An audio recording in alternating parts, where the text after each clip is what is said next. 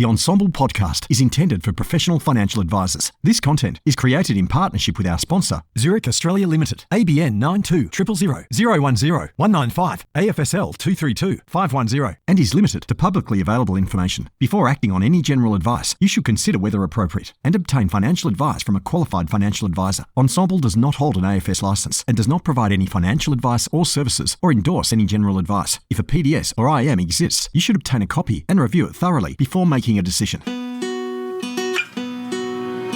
Hi, I'm Andrew Rocks from Ensemble, and I'm thrilled to be bringing to you the podcast Engine Room that's devoted entirely to the practices or the business of financial advice. Over the course of the next many months, we're going to be interviewing Australia's best independent and boutique advice firms, their practice managers, their GMs, on what environment is conducive to being a best practice, how they keep talent, how they attract talent, and what the future of financial advice is. It's the Engine Room podcast. Welcome aboard. Zurich is proud to be supporting this episode. The Zurich and OnePath Advisor portal is more efficient than ever before, giving you access to 2 leading brands with 3 highly sought-after products, underpinned by 2 powerful underwriting engines, all with 1 simple sign-on, making it easier for you to do business and perform at your best. Hi, welcome to the Engine Room podcast. My name's Andrew Rocks, and you're in for a real treat today. I've got the dynamic duo from Austbrokers Life with me. They're going to regale you about where their business is today and where they see it's going to be in the future. Without any further ado, we've got Ben Donald and we've got Sian Shaw with us today. And what I always like doing is just lifting a lid on how the hell you got here. So Sian, maybe I'll start with yourself. How did you manage to get to where you were running the practice or the business of Austbrokers Life? And then a subsequent question later on is how the hell you work with Ben Donald. But let's start with you. Hi, everyone. Thanks for the question, Rox. Look, I started, in the industry with Mercantile Mutual back in the day and did what I feel is obligatory call centre years through a few different insurers. Gives you pretty solid backing as far as dealing with clients and those flashing lights and unrealistic timeframes. It's got a bit of Guantanamo Bay vibe about it, to be brutally honest. Absolutely. We used to have to take a spoon off a shelf so we could go to the bathroom. So it was an interesting experience, to say the least. From there, I sort of took a quick little step across to the dark side and jumped into the financial advisor space. And after one small blip, I met up with the Austbrokers financial solutions team at that time and actually started in 2006, the day the business started in North Sydney when a few companies came together. So from there, I walked in as it was actually called an account executive because of the GI focus at the time, and have hung around long enough that I am now the head of advice delivery and fortunate enough to work with Ben and manage an amazing team of people, which really can't call it management. And throughout that career, which you've summarised very well, was there any other key milestones? So even once you started it, because you started in a startup but of a big firm, any sort of key milestones or any mistakes that were made that you've learnt from? That's a big one. Definitely lots to have learned from. I guess for me, there have been some really rock-solid rules. One that actually started way back in the call centre and I've tried to impart to everybody is it's okay to tell someone you don't know the answer and go and find it. And I think that ensures that you're never set up for failure and also helps you because you're dealing with experts in each space and finding the right answers from the right people. Awesome. And your partner in crime, Ben, you've sort of stumbled into this. When I say stumbled, you're about to regale us. And I'd like to know where you've come from to manage to have a company allow you to operate. Yeah. Thanks, mate. It's always a lovely introduction. I guess I'm the last person that hasn't been fired, so just by our natural attrition on here. I started with Austbrokers, I think, 11 years ago now. And like most people, I think like most financial advisors, I sort of fell into the industry. My sister Sarah gave me a job when I was in my second year of uni. Worked as the assistant for a full financial planner in Brisbane, then moved down to Melbourne, I think, and I still shudder thinking about my very first client appointment. I absolutely stuffed it up, and I'm really sorry. I don't remember their names, but to those clients, I'm really, really sorry. It was a really horrible experience for both of us. But since then, moved into risk specialist going back maybe 13 years ago. Joined Austbrokers as a junior advisor, and as I say, I think moved into the head of advice, and then more recently, I think about 2 years ago, as the managing director. And was life insurance always your passion? I mean, apart from those first clients that, if they're listening, they're already consulting their legal team. But was life insurance, because you're not an old guy now, so that wasn't naturally the most sexy part of the whole ecosystem of financial services, or is it? Great segue. I remember my first group presentation as a full financial planner. I was talking to I was in a lower socioeconomic area of Melbourne, and I was talking to a number of individuals just after the GFC had hit, and I was talking to them about their superannuation. And you can imagine they weren't that pleased, especially when I show up, still covered in zits in a suit that was probably my dad's, so it was a bit too big for me, and tried to explain to them what was happening with markets. So that was a good baptism of fire. But as I moved through sort of, I guess, support and the advice, what was good about life insurance is that you have complete control of it. So superannuation, you're at the behest of the markets. Tax strategy is absolutely wonderful. Consolidation, all that sort of thing is really good. But again, if you come into a bad year, a lot of clients won't be as happy as compared to if you have a good year. And I found that life insurance is, in my mind, it's really, really key, because all you've got to have is one client who's not had insurance, and the wrong things happened, and you realize the value of what you do all day, every day. So I'm really proud to be in the industry. I think we do an absolutely wonderful job, and I'm a massive advocate and happy to talk to everybody about it all the time. And Sian, when you got into the business, were you saying that you were initially in general insurance and made your way across to life? And did you share the same sort of passion that Ben does for covering people and making sure that they're all protected?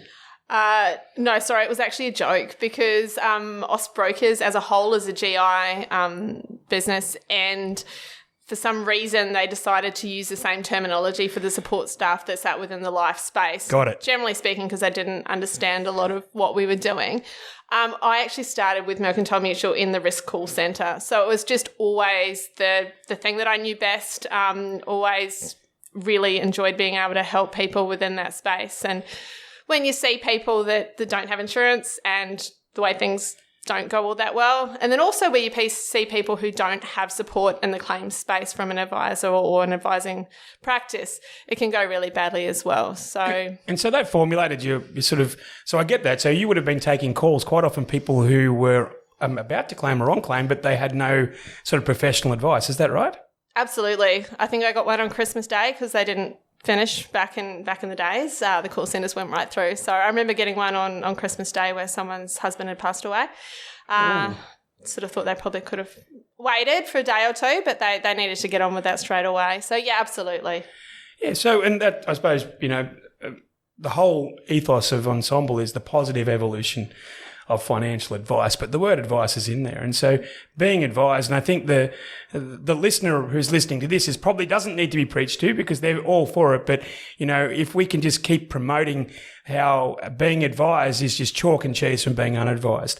And with that in mind, maybe, Ben, in relation to Austbrokers Life, it is an unusual sort of structured business. And for everyone out there, maybe give a bit of a feel for sort of when it started, and the role that your division, which is headed by yourself, fulfills within that ecosystem.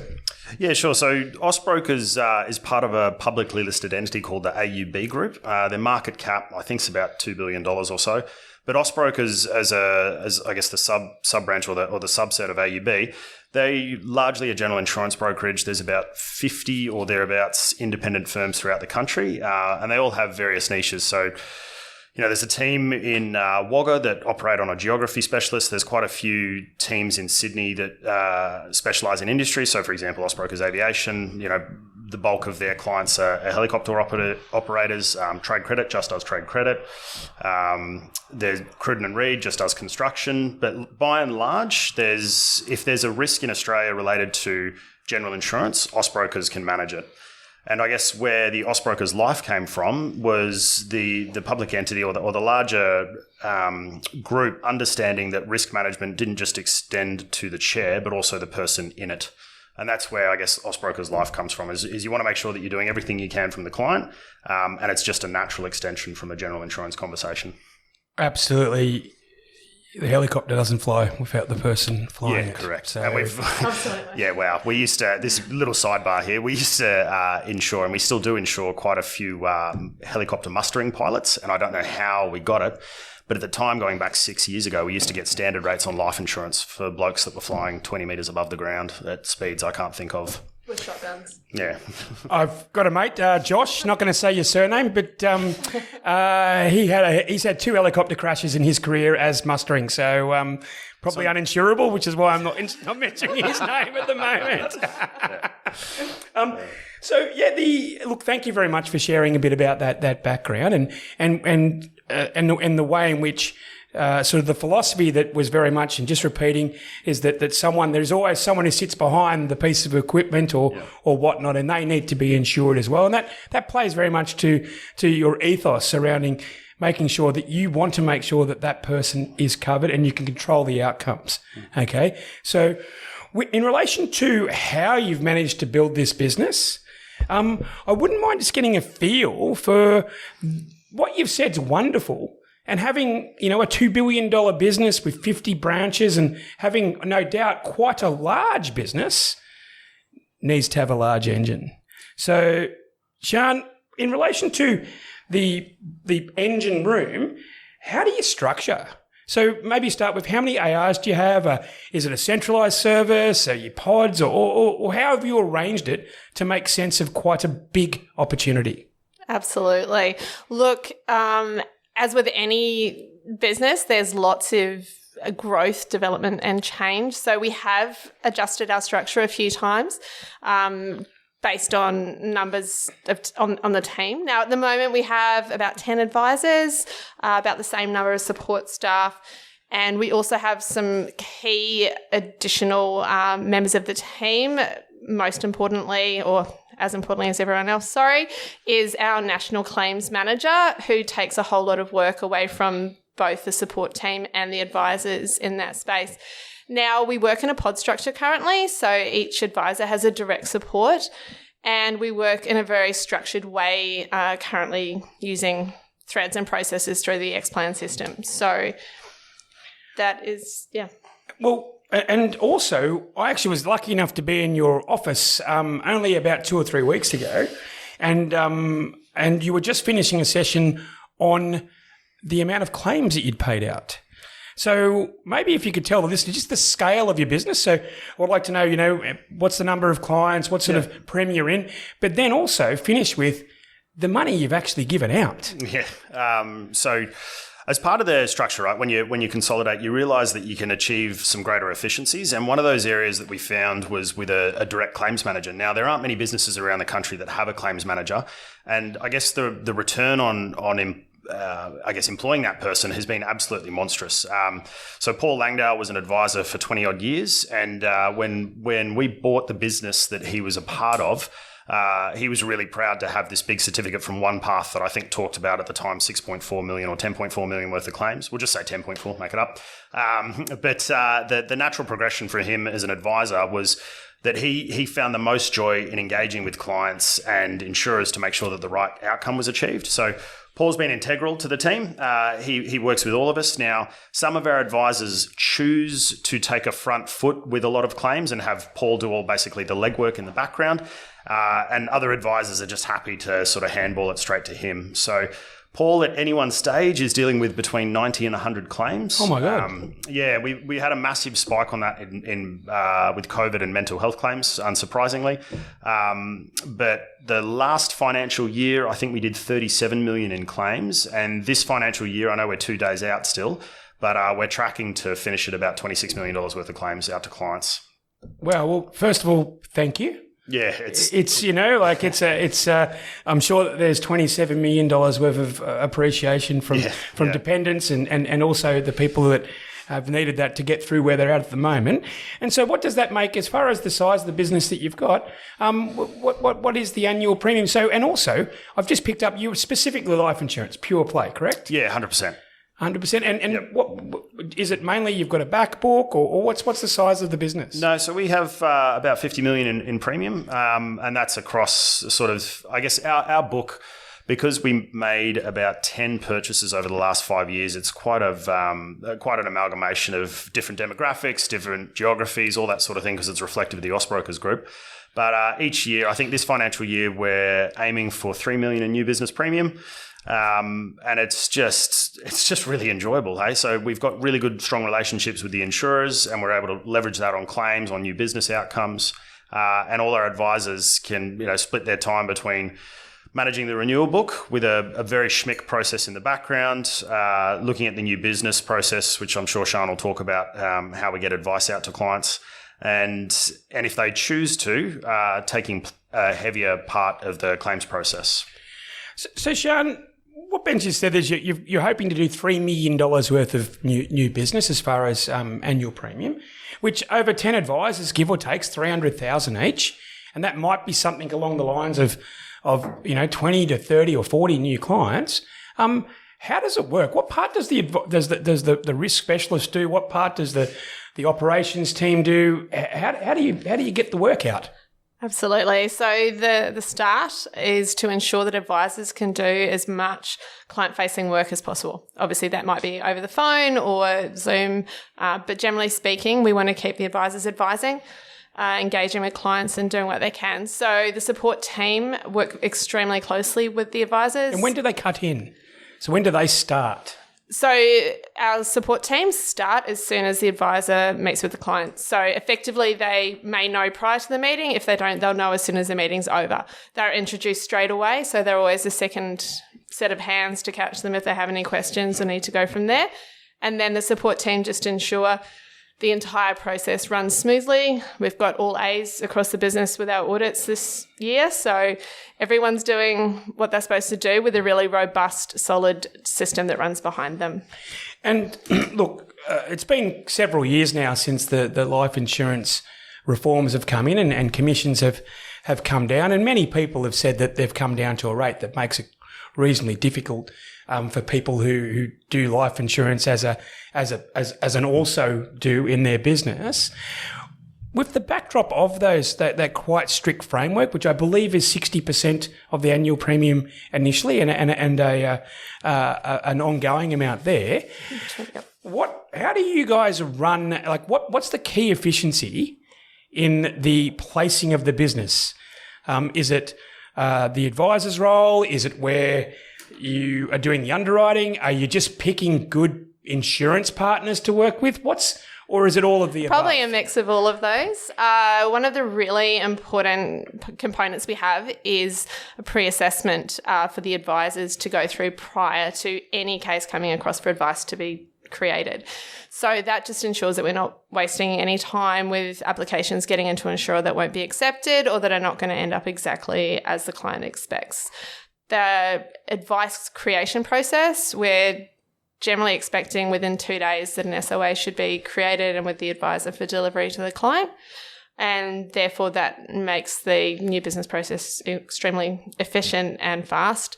The steps within the process are really structured and strong, which leaves no one with any questions about what they're supposed to do within their role and how they're able to deliver. So the relationships between our entire team are really strong, and that means that it all works really well together. Later on, we're going to talk about your team, but that 2 day turnaround is probably going to probably shock a few people. It positively shocked them. But is that because you've done the pre-assessment?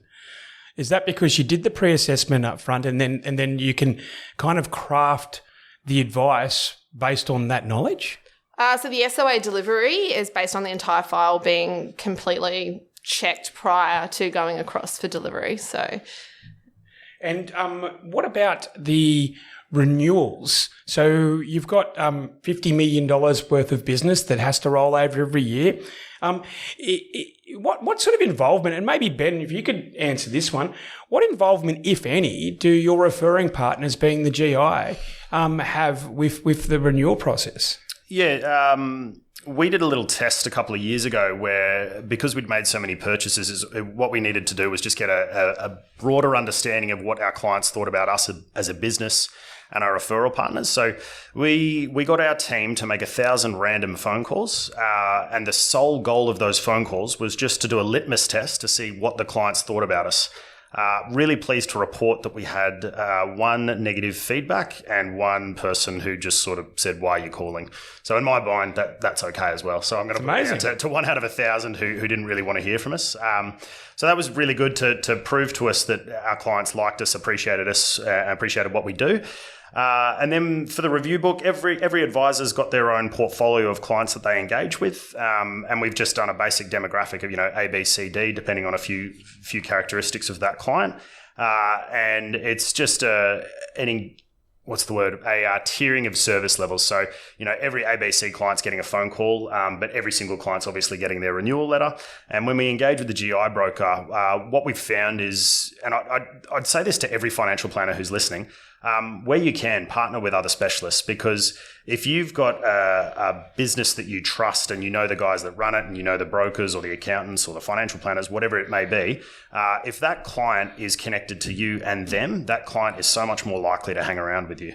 And what we've found, it doesn't happen all the time, but when a client's not happy or is thinking about leaving, often we'll get a call from the general insurance broker who'll say, "Hey, this particular client's not happy. You need to give them a buzz and sort it out," and vice versa. So it strengthens the relationship with the client both ways. Yeah, so what you've articulated there is, although you're pure play life insurance, the more positive partnerships you can put around the client, you're going to get that feedback. You're going to get that feedback. You're going to have those positive outcomes. Yeah, and I think one of the messaging that we're trying to get our guys to understand, and it's getting through now pretty well, and I want everybody to understand as well, is that the more services that you can offer a client, you're not trying to sell anything. You're just trying to help them. So we recently engaged with Lydian Mortgage Broking, and one of the wonderful things that they can do is basically just call up a client, go, ask a couple of questions about when was the last time your mortgage was reviewed. There's been a couple of rate increases here and there. And so it's just a value add service that we want to bring to our clients, that the only thing that happens is it strengthens your relationship. It's great.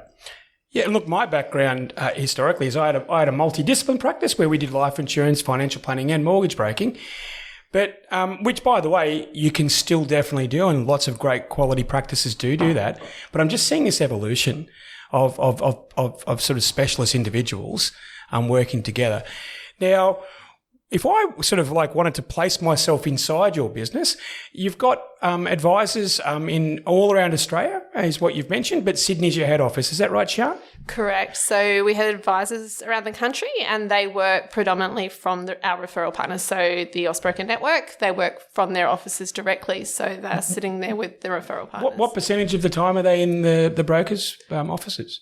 Some of them 4 days a week, and then alternatively, because they have multiple businesses to go to, one day, 2 days a week. No worries. And we were talking off air beforehand, and you mentioned that you're just restructuring sort of some of the, I don't know if you call it a pod system or whatever the language is going to be, but if I'm an AR who works for you, God forbid, what's my team look like? So I'm there. I've been charged with keeping a book of business on the books. I've also been charged with X number of new dollars. Mm-hmm. Do I have an associate advisor, a paraplanner? How do you arrange per AR? Absolutely. So you have a direct support and a CSM. So we call them client service managers. Effectively, because of the advice we produce, they would be called paraplanners, I guess, in other realms. they pull together the advice documents. So that is done in-house, and obviously with direct liaison with the advisor as and where required. In addition to that, we have an amazing team over in the Philippines who provide backup support to everybody and follow through with any sort of tasks that don't need to be actioned by the CSM. So free them up with more time to work directly with the advisor. Yeah, so your ARs are supported. Absolutely. Because one of the before you write the life insurance, you have to actually go through people's lives and sit down with them, and whether it's a whiteboard or in front of them, and it's a fair bit of energy to get to that point. Absolutely. So not having to worry as much about the execution of what you said is really positive. And I'll come to your team and your people in a section coming up, and we'll talk about how you built the global team and why, and that's going to work well. Now, your tech stack. I got an email through from you, and you said tech spaghetti is what. Maybe is tech spaghetti where you're at? Do you just like eating spaghetti, or what made you say that? I think he's made that comment because I'm a little bit heavier than I was before COVID, but thanks, mate. Actually, can we go back to you wearing your dad's suit? Because I don't think that's going to happen anymore. So tech spaghetti, I think that's a better way. I don't know any business that's just running one tech solution. We've all got to now be, I think every financial company in the world is probably running off Microsoft Excel 1997. But we do that. We've got Microsoft Word, Xplan, Outlook, the whole thing. And so we're flicking from one piece of software to another. But we've got high hopes coming into the future where there's a piece of tech that's coming out very shortly called LifeBid, and we're waiting with that with bated breath because when that comes along, we should go to be able to, what is it? We currently manage about 5 to 6 million worth of premium per advisor. We should get that to over 10 million per advisor with a decent piece of technology. Okay, we're going to do a timeout here, right? Because you can't just throw a claim like that in the middle, minute 20 odd of our podcast. So, LifeBid, we'll put links on it. So maybe give a little bit of a plug to what LifeBid is, and if it's going to be that profound, it should be something that other people who profess to be life insurance specialists are looking at. Yeah, I think there are quite a few people that are sitting there on the waiting list. I've been told that the number's sitting at above 2,000. And it's just one of the pieces of tech where they're focused on getting everybody's alignment first. So stakeholders, everybody from the reinsurer, the insurer, licensee, advisor, and regulator, and making sure that everybody's along the journey that is reducing the cost to serve at all points life insurance. And practice manager too. Oh, fantastic! So look, we're going to put LifeBid in the notes. We'll give a bit of a shout out to them there. And if you rush now, you'll be 2001 in the queue. But I believe they're not as hot as the Taylor Swift tickets, or maybe equivalent. Yeah. So I also like to talk about, when I'm painting the picture, the clients, and you guys are practitioners, are one part of the ecosystem, but there's another part as well. You've got to deal with life insurers. So maybe I'd love to hear your philosophy, because you've got such a big business, okay? For people out there, what's your philosophy and how do you work with them? Are they your friend? Are they your foe? Are they your business partners? How do you view them? And I'm sure a lot of them are listening. Yeah, so really love everybody. Thanks, everyone. Look, there's always the carrot and the stick approach, but more than anything, we just use the carrot the entire time. Everybody's got to remember that these guys are all professionals. They've all got their own jobs, their own pressures and all that sort of thing. And when it comes down to it, you've got to remember that the insurers are trying to do the right thing by clients and by advisors. So I would encourage every advisor who's maybe raised their voice to a BDM or an underwriter, maybe think about the way that you're engaging with them, because the other person on the phone is a person. And I can tell you this, if you go out of your way to do something nice to them, that will have a massive return later on. So there you go, free tip for everybody. If you're a financial planner or a risk advisor, buy your underwriter a beer at the end of the year. Take a BDM out, but focus on your underwriter and the guys in the team. So, Tal, I think Heidi Siver, is it? Does a great job running her team, and so do the guys at Zurich and a few other groups. And Sian, back to your complete genesis in this story. You were one of those people at the other end of the phone, and that approach probably would have endeared you to far more advisors. Look, absolutely, and I think that's probably why it's something that I've been so strong on since day one.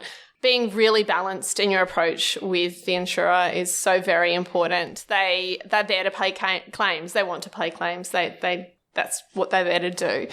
They want to write your business if they can, but they don't want to mess up the book. So, there's a whole lot of things involved, and taking the time to listen and understand and work with them is really important. We are really focused on making sure everyone in our team does the same thing. So they are coached, I guess, on how to ensure those conversations are positive and constructive at every point. And they do an extremely good job of that. They've got really solid relationships across the board. Well, treated with respect and humility, they become part of your team, right? Absolutely. So, Ben, with your business, it's a publicly listed firm. It's serious. We spoke off air earlier, and I think you actually showed me that a policy that you had. I think it was a 1970s or 60s policy. Is that right? Yeah, I think so. We were talking about the founding of the company, and one of the portfolios that we brought along with us, policy started in 1961 and was for the sum assured of £5,000.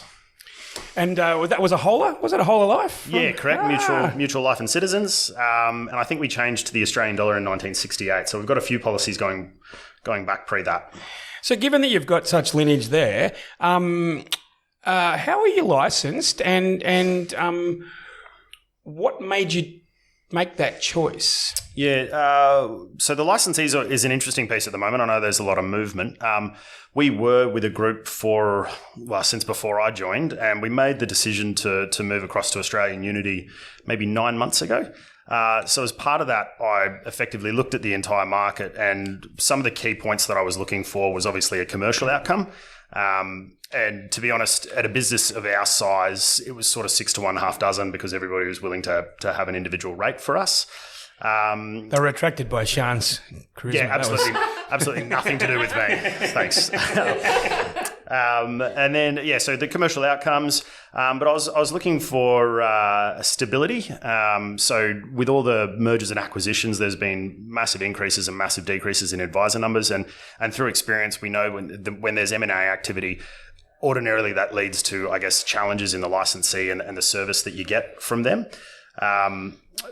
So when we eventually landed on the group Australian Unity, one of the biggest points that we were wanting to go there for was because we're really passionate about life insurance, and it's really easy to be corny about it, but we generally believe in giving people advice and giving advice to as many Australians and helping them. And I guess Australian Unity very much aligned with our core values along those. So they're a real wellbeing company. And they believe in it so much that the report that they produce annually that talks about wellbeing has actually been adopted by the World Health Organization and the OECD. So it's a really standout sort of organization. So nice and stable, good commercial outcome, and aligned perfectly with us now. So commercially, like I say, for pricing, it worked really, really well. But what was really advantageous for a group like ours, we've made it clear that we're a risk specialist, and so we wanted to find an opportunity to grow. And Australian Unity historically has been a financial planning heavy licensee. And so at the first conference that we held sort of 7 months ago, we were given the opportunity to present, and what came out of that was a number of the financial planning groups that were inside Australian Unity actually wanting to come and partner with us. So those conversations have continued. We've been referred multiple clients, and there are now actually financial planners in there that are looking to sell their risk portfolios to us because we're a safe pair of hands. We already deal with sort of 30, I think, general insurance partners, multiple financial planners, multiple accountants, and we've got really good systems in place that means there's no cross-pollination of those clients. We've got the strength of relationship with the insurers, all the sort of things that I guess another professional wants to know that their client are going to be looked after well. And if I think about the sort of financial planner or authorised representative who sort of is thinking about their career where they are at the moment, you've already got these partnerships in place. So running your own business can be tough, especially when you've got to be everything. With Sian involved in running the back office and Ben involved in assisting bringing in partnerships and whatnot, you're really creating an ecosystem. You're almost building a Formula One team, and you're just after some drivers. and maybe we'll talk about, you definitely are after some drivers. You've got lots of opportunities, and I think you mentioned before off air you're looking for some more people in Sydney, in the Sydney office. We'll talk about that at the end, but having that already built, you can't underestimate the impact of that with your business. Now, what I also wanted to mention was the people. Okay, so you've built this structure. Okay, we've had a bit of an idea about sort of, the tech spaghetti. You've given us some nuggets of gold with the new tech coming through. I always like to ask this question: why do people join you? Why do they stay? And why will they grow? Against a backdrop that both of you have been with this business some time, and also you've got quite a few people been with this business some time. So why do they join? Why do they stay? And why do they grow? Okay, so a lot of our team have, definitely the support team, have been with us for over 5 years, and many of them have come referred from each other or from people that have been connected into us, which has, I guess, meant that they fit in with our culture and the positive environment that we are.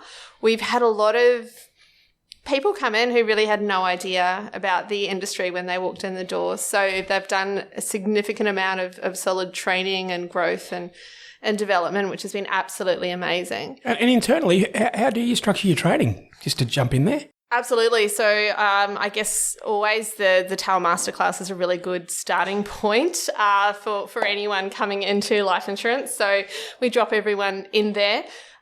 We also ensure that they have access to any insurer presentations and PD days, because that's always a really good space to learn and grow. We provide on-the-job training, direct training. We also, given the importance of Excel in the business world, we've even sent some of the team off on Excel training sessions, which will continue to happen, because no matter what you say, we still seem to need Excel. So always open and available, so the team all know that if they see any training pop up or there's anything they want to learn or grow on, they can. Yeah, and so just jumping in on that training component, all of our client service managers, there's a standing offer in our business that if anybody wants to become an advisor, we will fund their education into the industry. Drop the mic. Yeah. Fortunately, they don't. Because I think then they'd have to work closer with me. So no. So when we talk about recruitment of advisors, over the course of doing the engine room, what I've discovered is that people, business owners and general managers and practice managers have worked out that putting a bit more effort into the recruiting process does pay dividends. So what's the recruitment process that you do for your ARs, and what's different about it, and what do you like about it? Yeah, I think we've really adopted the philosophy of fire fast, hire slow. And so with our recruitment, we like to have potential team members be interviewed by quite a few of our staff, just so that the person coming into the business gets a better understanding of how our team works, get some of the different personalities, and also so we get a variety of opinions. Culture is really, really key. And I think that's why, when somebody joins our group, they end up staying for quite a while. And so getting a broad understanding of that individual, making sure that they get a really, really strong understanding of our business is key. So what's your culture? You both mentioned it. Okay, so maybe summarise what would you say in terms of the type of culture? Because culture is the way we do things around here. So what's the way you guys do things around here? So I guess we all work hard, we support each other, and we have fun while we do it. Is what it comes down to. Let's talk about fun. I always like this question. So, how do you guys celebrate success? What's the definition of fun if I'm in the Austbrokers Life business? It was leaving Ben locked in a panic room last week for the staff function. There's a lot of panic. We had all the team come into Sydney for 2 days a couple of weeks ago, and it was a good mix of sitting down, having some of the insurers come in and have a chat to us, our licensee to have a chat to us, talk about what our year that was, the goals that we have. and then doing what we love to do most, which is just unwinding and get to know each other a little bit better. One of the challenges of our business is that we're also geographically diverse. We've got guys that operate from a one-man band in South Australia. We've got, I think, a couple of people up in Brisbane, another one in the Gold Coast, Lismore, Sydney, Canberra, Geelong, Melbourne, and a few other places I don't think I can remember. But it's... Shout out to the people he's forgotten in his team. Sean, if you can help me out. Yeah, Adelaide. There we go. Okay. God love him. Muzzabiza. Yes. Shout out. Muzzabiza apparently is Murray Bridge. It's a great little place. No, but we all look after each other, right? A good example not recently, but when the Lismore floods happened, we're just straight away on the phone talking to our local guy, Todd, making sure he was okay, seeing if we could do anything to help. And I guess talking about the culture, what we said to him, he's a volunteer firefighter in the area, is we said, mate, take whatever time off you want. Don't worry about leave or anything like that. We'll look after you. Just do the right thing and help out your local community. And it's something we encourage all our staff to do. And which is awesome, by the way. And just looping back on how you get your peers to be involved in the recruitment process. So take me through that. And have there been many instances where there's been disagreement? Yeah, so two of the team in Sydney, Rose started with us, I don't know how long ago, maybe 5 or something years ago. She went to the UK for a year, just as young people do, they go off. And then what was lovely is when she came back to Australia, we offered the role and we're really glad to have her back. So it's a wonderful sort of confirmation that our culture is good, because somebody that goes away to the UK and London decides, no, working at Austbrokers is way better than London. So that's great. But then what she recommended was one of her best mates come join the company. And Ash has been working with us ever since coming on board. So for us, because the culture and making sure everybody gets along well is so important, what we've done internally is got a little recruitment bonus involved. So if a staff member recommends another staff member, there's a little cash incentive there for them. Oh, beautiful. Well, it's good. And they've got a real kind of vested interest in making sure that works and that they're culturally aligned as well, you know. So And do you use psych tests? And a lot of people do, but some people have mixed things. So maybe just give us your feedback. Look, I've never scored really well on them, so I don't like them very much. That's a reflection of me, I think. Okay. But, so this is not your therapy session, Ben. We'd need longer than 45 minutes. And I need a binding legal agreement. No, so we have done psych tests in the past. One of the funny points recently is we were talking to Angela Liu, one of our staff in Sydney, and I don't think she'd ever realised we'd used Striver. I can't remember what they're called now. But anyway, they were a good hunting ground for us to find junior staff coming into the company. And so we did a psych test with Ange through Striver, and it ended up being that her score wasn't that great on the psych test. But ever since she's been with the company, we've absolutely loved her. So a little bit hit and miss on the psych test, but yeah, Ange is a weapon. We love her. And well, there you go. So shout out to I suppose not a shout out to the strike test, but the psych test. But well done, Ange. Now we're talking about people, and it's good to have fun, but sometimes you've got to make sure they're accountable. So how do you organise sort of reviews, and what's your cadence for doing that with your team? So reviews we do on a half-yearly basis. We jump in and look at how they performed. There's a big component that relates back to the direct relationship with your advisor and how they're delivering, because there are multiple reasons why, numbers on a spreadsheet don't necessarily tell the entire story. So it's very important to keep the engagement holistic and constructive. So just going to jump in quickly. There's a piece of tech as we use as well, where I encourage everybody to have a quick look at, called Office Vibe. And it's a weekly check-in with all staff that effectively just asks relatively random questions. And from those questions, they pull together scores on things like collaboration with peers, autonomy, engagement with manager, all that sort of thing. And so we see that on a weekly basis. And when we see a drop, we drill down into why that might be. So as much as we have the formal half-yearly reviews, I think review and feedback is best done on the spot and constantly. And that's the system that we've got in play to help us with that at the moment. No, I love Office Vibe. I used it at my practice. And the thing about it is that if you just ask someone the question on their 6 monthly, you're going to get a bullshit, right? But Office Vibe, I believe, comes out relatively regularly. And so, if you are a sociopath and you want to lie once, maybe twice, three, but once you get about 4 or 5 or 6 or 7 of them, you're going to actually get the truth. So, yeah. Yeah, there's a good function in there as well that allows your team members, to come back with anonymous questions.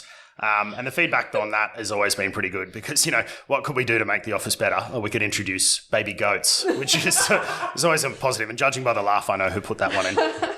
Yeah, I think you got more than one. So that works really well. And when you mentioned your half yearlies, and we riffed before this, and you were talking about the concept of structured spontaneity, but in essence, surely your business has a set of critical numbers that you share with your team on a pretty regular basis, and they're part of your DNA. So with that in mind, Ben, what are your critical numbers, and how do you cascade them through the team? Yeah, so I'll start off with the bigger ones. So every month we've got a report in from Paul about what the claims have done. Now that's not necessarily about individual performance, but it's just a good sort of reminder to everybody about why we do what we do. And then on a weekly basis, we have an email come in that talks about new business production. And that's effectively got just some nice, pretty flow charts on there that you can have a glance at. And then it's got an attachment to it that you can drill down and you can have a look at basically every single client that you've got in the advice process from first referral through to policy completed through the year. So. And is that at an individual level, or can everyone see everyone else's activity? Yeah, it's 100% transparent, so everybody can see everything. And I think that's the better way to do it. Yeah, well, it creates competitive tension and also identifies, even within peers, if one of your friends needs a bit of a hand, or alternatively, they've done some awesome things and maybe can impart some wisdom. Yeah, so we've got 2 gun advisors in Queensland, Michael Dennis and Michael Fuller. And they work together really well, and there's always a little bet between the two of them about who's going to perform better than the other. Michael, I imagine. Yeah, correct. Michael kills it every time. So what we do with that is we also encourage those guys and the other advisors to talk through a little story once a month about a difficult case they had, some sort of learning where something went wrong, an example that effectively would allow other people to learn from them. And you've been across many states, starting with Adelaide, which is your favourite one. So when COVID happened and everyone had to do work from home or hybrid work, probably for you, having managed people not in the 4 walls of your Sydney HQ was okay. But going forward, what do you see sort of Austbrokers? Is it as a hybrid workplace where people work from home, or are they working in their specific geographic locations? And do you see that staying the same? Yeah, look, absolutely. COVID was actually really good for us because it forced us to find Zoom and actually start having team meetings via Zoom, which was absolutely amazing. The pigeons got tired for 10 years. That was it. We used to get these little email updates where there were these little videos that Ben was in, which were amazing. We're going to include a couple of copies of those videos as part of this. I think we've still got a whole library, so I'll be able to send them across. So for our Sydney team, obviously there was a bit more of an impact because everyone was in the office together at that time. Now we have gone very much to a hybrid going forward, so people are able to work more or less where they choose to. We have had some people who thought working from home was amazing but have decided that it's much nicer to be back in the office, even full-time again. Also new starters. We've got a recent new starter, Jason, who's absolutely killing it, and he is looking hopefully to become an advisor in the next few years. So that is one support person that may actually go to work more closely with Ben. But he has been 100% in the office. And obviously new starters, it's good to have them in there and sort of pick up a bit of the vibe. And I think like many practices, the COVID really opened our minds to what can be done. And in fact, my first meeting of you, Per, was as part of your global team in the Philippines at Virtual Business Partners. And I think that was some initiative that you put in place during COVID. I might have been a function of not being able to find people or whatnot, but what was your rationale? Was it that or yeah, because it was right in the middle of COVID. Yeah, the Melbourne lockdowns was what sort of drove, I think, a bit of the outcome, because we were talking to our John, who's down there, and I know Victoria obviously did it harder than the rest of the country. World, actually, you're right. But getting everybody on a Zoom twice a week for an hour was absolutely brilliant. So what we did is Tuesday, 11 a.m., everybody catch up face-to-face or video-to-video, and we talked about business items. And then Thursday, we did the same thing at 11 a.m., but generally it was just a chat on the Thursday. And then we started doing the little trivia sessions on a Friday night where I think Rose was pulling trivia together and most of us were failing really badly. So she had to make it a lot easier. So, and was that right now? Are you doing daily huddles with your team, with your operations team, or how do you run them? Given that you're not only in different states, you're in different countries. What's the cadence? Absolutely. So look, we are actually about to start the huddle. So a lot of our updates are sort of flowing through in July. So I'll be able to tell you in July how they start going. But definitely the amazing 5 people we have with VBP. They do have a daily huddle with Angela, who's the legend that we were speaking about earlier in the business, and make sure they're all on track and clear about what their day and week looks like. But I guess just generally with managing the team is you give everybody the right goals, the right tools. You don't really need to manage anymore.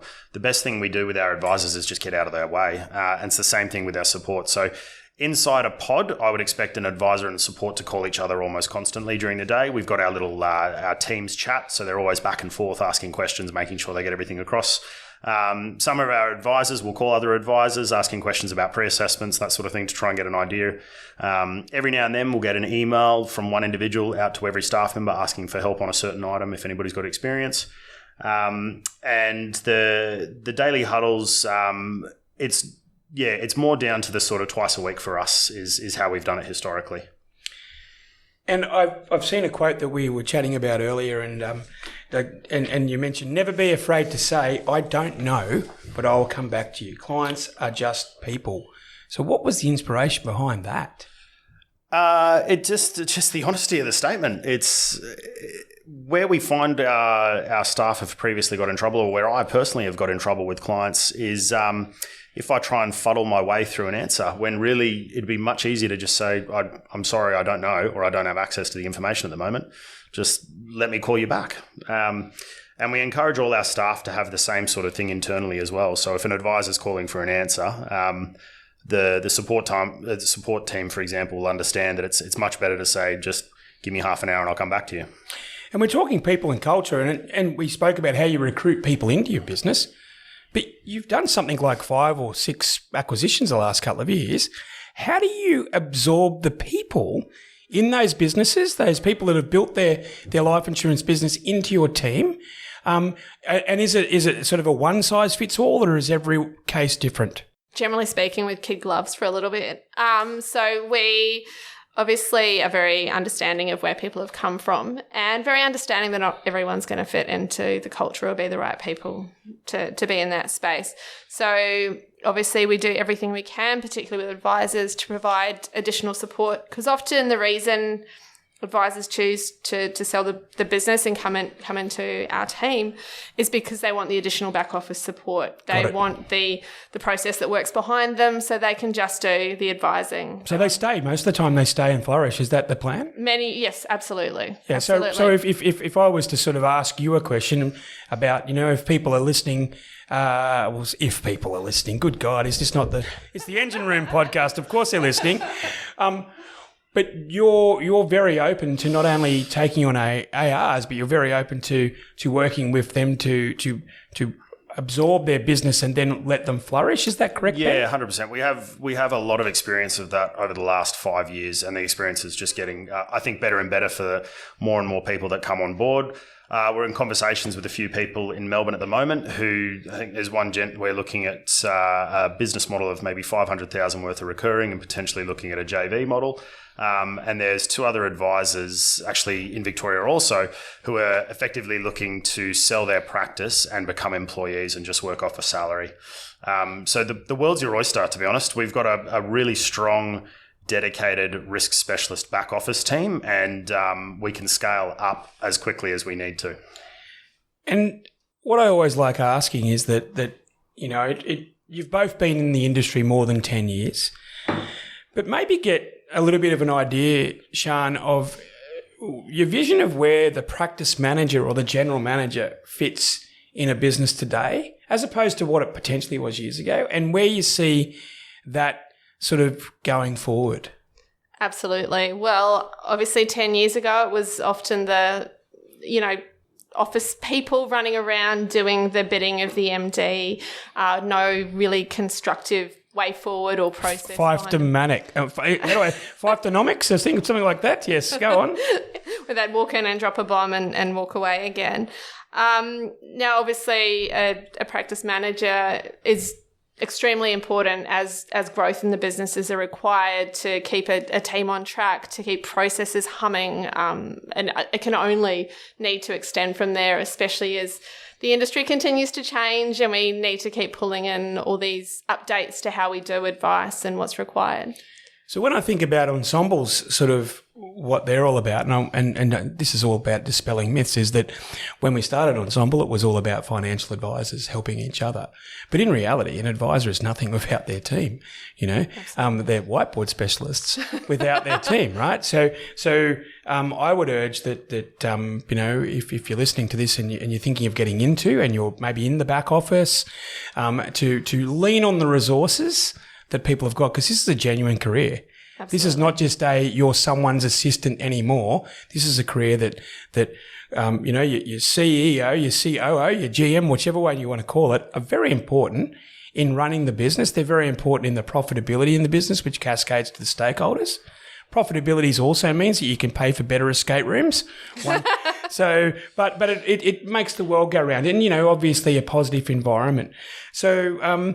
Ben, in relation to the vision of the future, I'm going to ask you specifically in relation to the hyper specialisation of the industry. So you guys are life insurance specialists. Yep. Is it true that you've got referrals from other financial planners? Yeah. So that was one of the strengths of us going to, or one of the ideas of us going to Australian Unity, is that we're dealing with, I think, 20 practices within 7 practices within Australian Unity who are referring clients to us, and 3 at the moment who are looking to sell their portfolio of clients to us.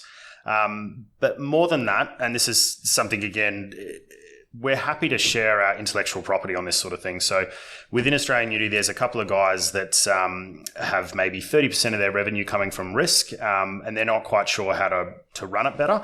So we're actually going down, both Sian and I, to sit with the general manager of the business and the owner of the business and talk through how we might improve their processes and systems. Because ultimately, the more that we can help everybody, the better off the industry is going to be. Like, we have so few risk specialists and so few financial planners that I don't think we're in competition with each other. We need to be working together to make a better outcome for all the stakeholders. I actually don't know the data, but there's 12 or 13,000 authorised representatives. I wonder, do you have any idea of how many would be risk specialists? Yeah, well, they said, I think 1,500 risk specialists exist. And I think it was Zurich that were telling me that 159 advisors wrote 25% of new business last year, which is a stunningly low number. And I guess speaks to the point of specialisation. I'm glad to report that we have 3 of those 159, which is great.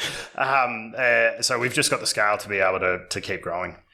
Well, that's good. And look, I think our industry has been in a tunnel, but I think the light is no longer an oncoming train. I think it might be the end of the tunnel, and hopefully that's Fingers the case. crossed. Yeah. Fingers crossed. Fingers and toes crossed. Yeah. Well, look, I'd like to thank Sian. It was your first podcast today. A big shout out. Yeah. A big shout out. And Ben for joining us in the engine room. My objective when I was doing the engine room is to find different types of businesses, but more importantly, how they then fit in together to create the positive outcomes for clients, because clients are a stakeholder and the general public's a stakeholder. I often wish that more people, the general public, would listen to the professionalism and the passion that we have as practitioners for their outcomes. And I'm sure over time, as more and more positive stories come out, that'll be the case. So with that in mind, I'd love to thank you both for being on the Engine Room podcast. Thanks, Roxy. And if anyone wants to reach out to you, there'll be stuff in the links. We're going to get some nuggets of gold there as well. And with that in mind, have a great time. See you guys. Thanks, everyone. Thank you.